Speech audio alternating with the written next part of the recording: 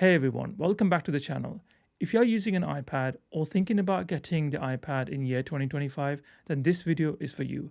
I have been using iPad ever since they come out. And with the new iPad OS 26, the performance of the iPad has significantly increased. In fact, in one of my recent videos, I showcased how iPad has become one of the most used devices on my setup. And that's only possible if you combine the iPad with the right accessories at the right moment. In this video, I will take you through my recommendations for the iPad Pro. I'm not going to go through the basic iPad or the iPad Air. I will specifically talk about iPad Pro because that's the one I've been using, and I'll probably give you the best recommendation based on my own experience. This video is not sponsored by any brand, so these are pure my recommendations. So hopefully this will be useful for you guys if you're looking to add some accessories to your iPad. Let's start with the most obvious one, the Apple Pencil Pro. If you're an iPad Pro user looking to get an iPad Pro or even upgrade to iPad Pro, then yes, adding Pencil Pro sounds like a no-brainer. It depends on a use case, but I would recommend getting one because there are occasions when you would use the Apple Pencil Pro, such as the most obvious one is when you're trying to sign a form or when you're trying to fill in a PDF form. I've been in many instances where I'm trying to do some work on the iPad and I've been sent this document to sign on or to fill the form when it's in PDF format. So I had to download it onto an application and then edit the PDF, then upload it back on. But found it much more easier if I just use my Apple Pencil Pro. So in that example, the Pencil Pro is extremely useful. Or also when you are trying to create a quick sketch on your iPad. For my content as an example, I usually draw on iPad using the Pencil Pro. It helps me visualize my script and also helps me plan better. So if you're someone who is drawing a lot and doing visualization of your ideas and also is taking some random notes using the pen, then adding Pencil Pro is probably not a bad idea because it will digitalize your notes and make them sync across multiple devices so you can access them with ease. So if you're one of those who is drawing a lot, writing on a notebook but wants to digitalize that, then definitely add a Pencil Pro. Or even the previous generation. As I said, the features are not massively different and they both kind of do the same job. But yes, if you are thinking investing in an iPad Pro, adding Apple Pencil Pro will definitely elevate your performance and you'll get most out of the iPad OS. The second one is my favorite, is a keyboard. So the thing is, when the iPads first came out, I didn't think about adding a keyboard because I always use the on-screen keyboard for that matter. But over time, I found that's not very practical, although it does get the job done, but you lose a lot of real estate on the screen. So it takes up half of the screen, and it's not really a good experience when you get a big iPad Pro 13-inch and you're trying to use all that screen for whatever work you're trying to do. So for that reason, adding a keyboard is definitely my recommendation. And if you want to ask me which keyboard is the best, I've done a video on that before, which I'll leave the link in this video. But Apple Magic Keyboard for me, hands down, is the best keyboard for iPad. It offers a really good typing experience, and obviously it's made by Apple, so it's better than any other keyboard you'll find on the market for your Apple device. In this case, iPad Pro, I think if you are a Pro user, then adding Apple Magic Keyboard, it's a no-brainer because it will help you get most of the device. So the thing is, I use iPad on the go. I don't take my laptop with me. So for me, adding a Magic Keyboard meant that I had the consistent Apple ecosystem experience, and hence why I would recommend Apple Magic Keyboard.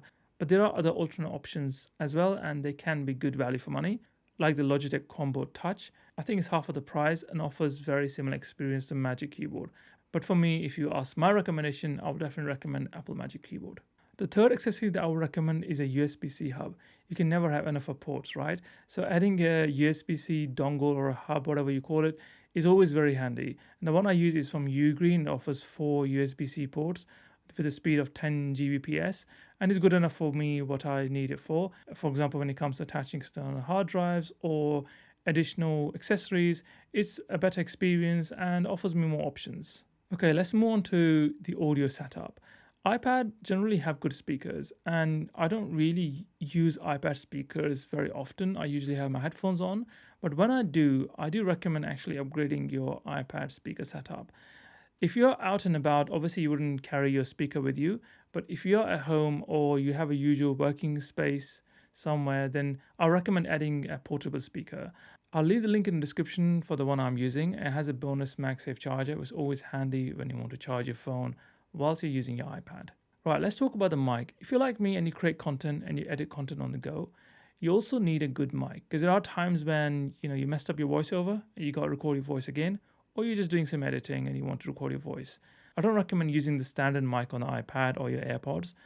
Try to upgrade your audio setup because audio is key when it comes to content, or even like video calls, Zoom calls. I've been in meetings where I've used a proper audio setup. It creates a much better impression. For me, I use a Shure mic. They are the best. They have the best audio quality and they have good noise cancellation features. So yes, if you're looking to add and you've got a bit of budget, then upgrading your mic is a good idea, and then get the ones from Shure because they are pretty good. As I mentioned, I usually use headphones when it comes to iPad audio.